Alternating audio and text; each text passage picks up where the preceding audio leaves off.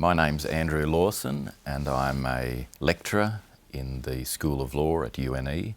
I'm also the Deputy Director of the Australian Centre for Agriculture and Law, and that's a research centre that's attached to the law school here.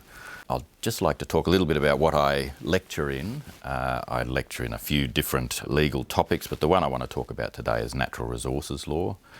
And so I lecture that. I usually share the lecturing with another of our colleagues, Cameron Moore, and we've got two very similar units around this area. One's called natural resources law and one's called environmental law, and we alternate them each year. They're similar but not exactly the same. Natural resources law looks at the environment from the perspective of individual, what we call natural resources, which are the features of nature that we need for all the things we want to produce. Agriculture is dependent on natural resources, fisheries are dependent on natural resources, forestry dependent on natural resources, mining is dependent on things, products of nature. And so the way the law usually deals with them is a little bit siloed or discrete, so we have different laws dealing with each of those natural resources. We have laws for water, we have laws for fishery, we have laws for forestry, for native vegetation, laws for animals. So we deal with them in kind of packages like that, and there is some criticism of that, whether we need a more integrated approach to all of those things. But as it is, that's how we deal with them, and so that's how we have to teach it, so that students get a understanding of the law for each of those areas.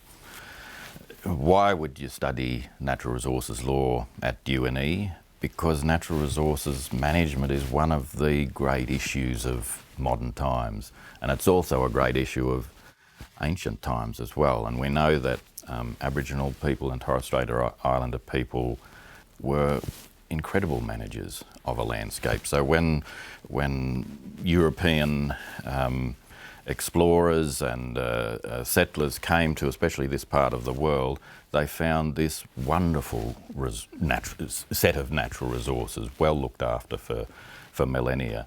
So obviously the Aboriginal people who were there then, and Aboriginal people in the New England community, the Northwest New South Wales community, have a great interest in that, an ongoing interest in that. We probably don't incorporate Aboriginal knowledge into the legal system as best we could, and that's been an ongoing challenge and a great disappointment to Aboriginal people, of course. Although that's changing in some ways, and I guess there's more and more opportunity for Aboriginal people in our part of the world and all over Australia to become involved in natural resource management. I mean, that might be all sorts of ways of managing landscapes and waterways and water bodies. So I guess I'd say in order to be able to do that as effectively as possible, it would be good to know something about the dominant legal system that deals with those issues. So I think Aboriginal people Torres Strait Islander people who are able to undertake courses in law, like natural resources law or environmental law, will be well placed to negotiate, well placed to be bridges between Aboriginal and Torres Strait Islander cultural practice and the way that the modern legal system and all the paraphernalia of the legal system deals with those natural resources. Law can be both an enabler and an obstacle to any practice, cultural practice or environmental practice you want to implement. And so yes, there are always legal implications of what's regarded at that moment as a novel practice for managing whatever natural resources problems there are. We know it's actually an ancient, very old practice, but there's been a period of perhaps non-use of that practice to a certain extent. And so the legal system, yes, it does have strictures. It has to balance the interests of a whole heap of competing claims, including urban people in urban housing estates and acreages, etc., and agriculture. And so, yes, there are certainly lots of legal strictures, legal obstacles to going and implementing any type of any type of practice that might have consequences for that. So that's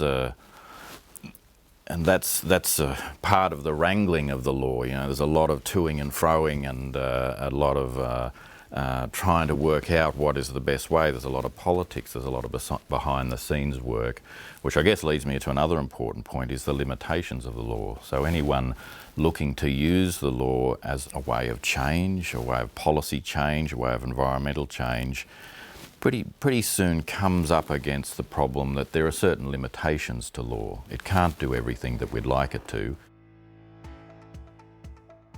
Natural resources law is, comes in two packages. It's part of the undergraduate degree program and it's part of the master's degree program. So you can go in either of those streams. So if you're a Bachelor of Laws student or a combined degree student, Bachelor of Commerce and Laws, Bachelor of Science and Laws, Bachelor of Agriculture and Laws, Arts Laws, Economics Laws, there's a whole heap of different combinations you can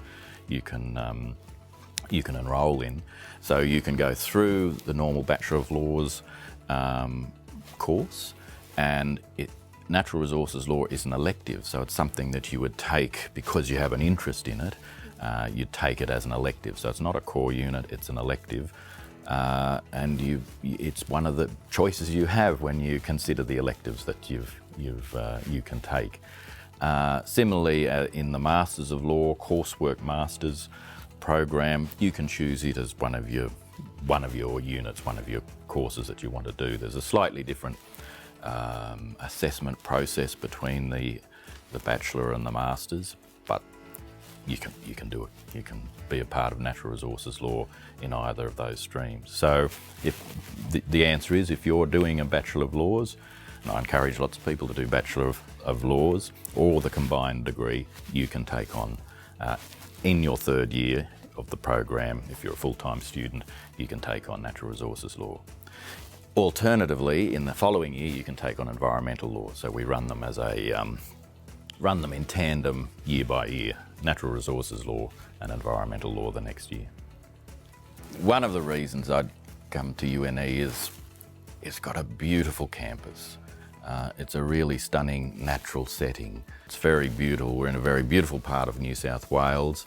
So we're right in amongst natural resources. We're right here. You know, there's forests nearby, there's farmland nearby, there's mining nearby, there's rivers nearby, there's irrigation properties further west. So we're right in amongst it here. So it's the perfect setting for studying about the natural resources, the natural features that underpin all that. And to come to UNE is to be immersed in a whole range of studies dealing with natural resources and environment. We've got other parts of the university that are totally devoted to agriculture and agronomy. There are parts that are totally devoted to environmental sciences and natural resource sciences. We have agricultural and natural resource economists and all sorts of other scholars. So to come here and study natural resources law means you have access to a whole heap of other scholarship and learning and knowledge that's not law, but natural resources is one of those areas that it requires all sorts of learning. It's not only lawyers and legal thinking, it's science, it's philosophy, it's economics. So there's a whole heap of different disciplines that come together in the best of natural resource management, and if you come to UNE then you're in close proximity to all of those fields of study.